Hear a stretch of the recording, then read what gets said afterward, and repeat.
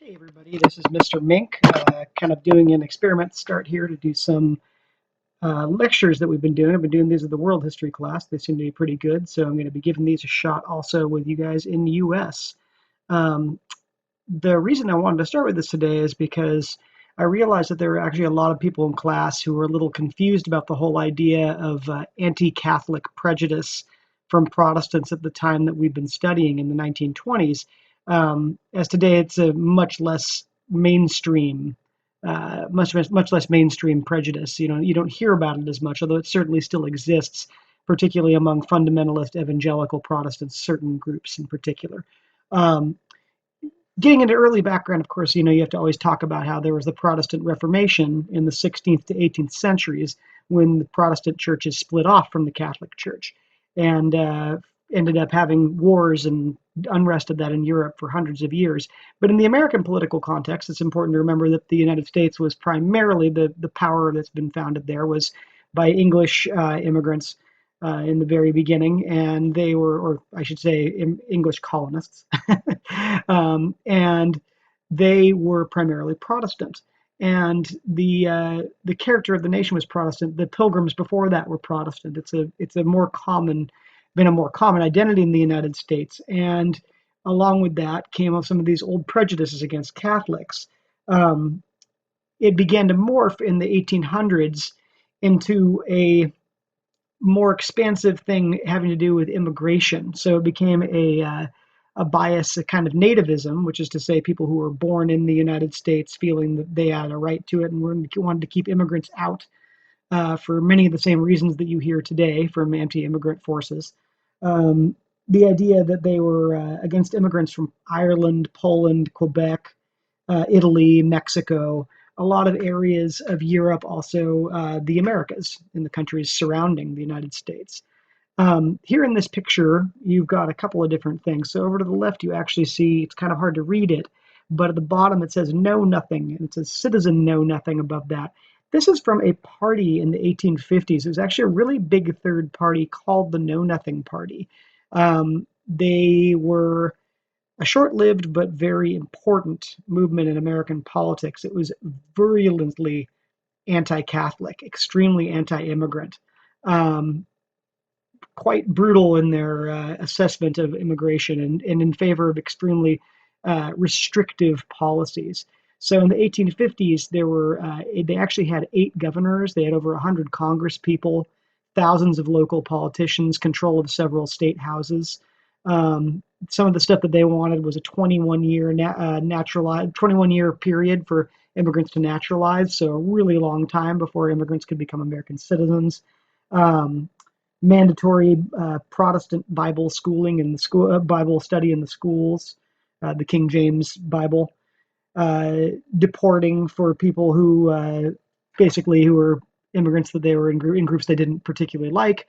You can see some depictions of those over there. They're showing this Know Nothing cartoon with a guy wearing an Irish whiskey barrel and a German wearing a lager beer barrel, so kind of depicting immigrants, these quote unquote undesirable Catholic European immigrants as being rabble rousers, people who are starting fights at the polls, bringing violence to the political process. As we've learned, a lot of these groups were involved in union movements during the time, so there was a lot of conflict over this because they were involved in workers' rights movements and often became conflated with communism and socialism.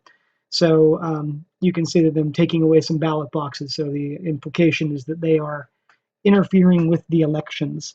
Um, yeah, the Know Nothings were they pushed for what they would consider to be a Protestant work ethic and self-reliance, less government, rural existence, fewer people in the United States in general. They were also very anti-Native Americans, so they just kind of wanted a United States for white Protestants and a relatively small number of them at that.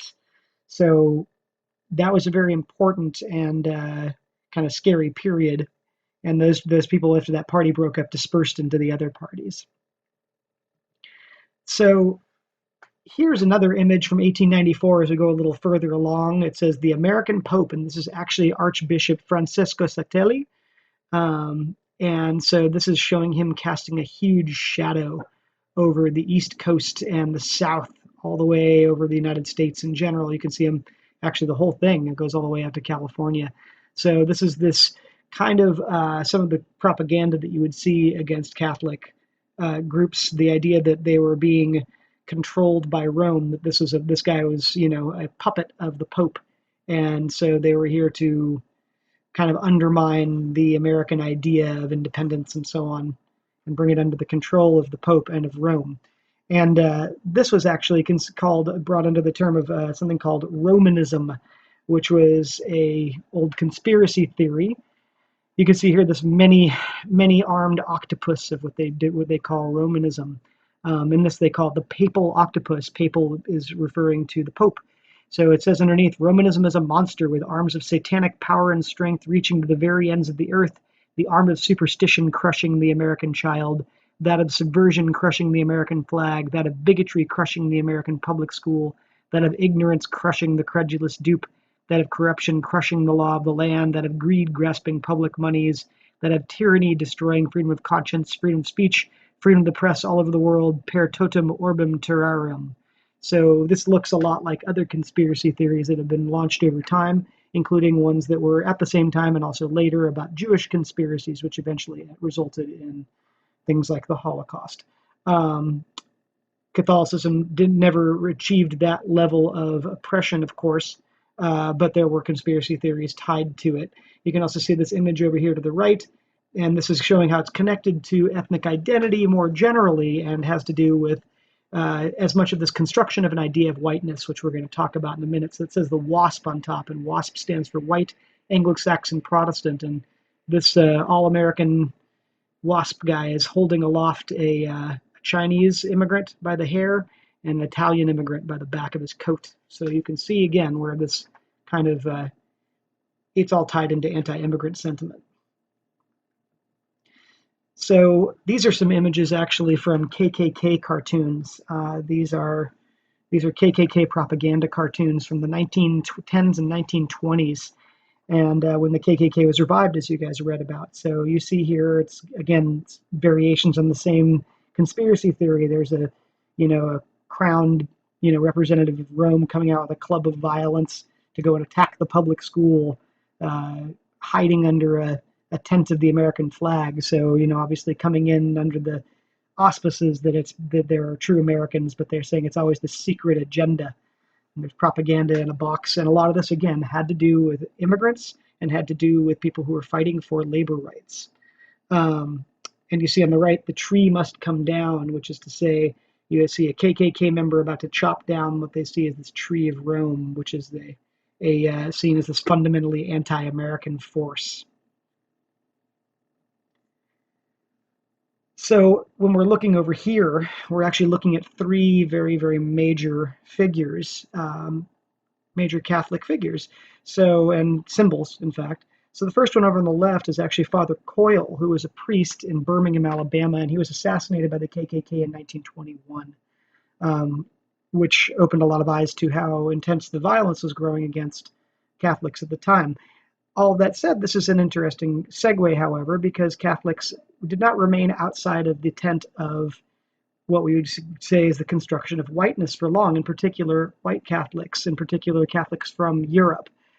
Irish Catholics in particular became generally considered to be white quite a bit earlier than many other Catholics from different groups in different parts of the world. So in the center, you actually have a guy named Father Coughlin. And Father Coughlin was actually a major figure in the 1930s and 1940s who was a radio preacher. He's kind of like almost like a Rush Limbaugh type guy.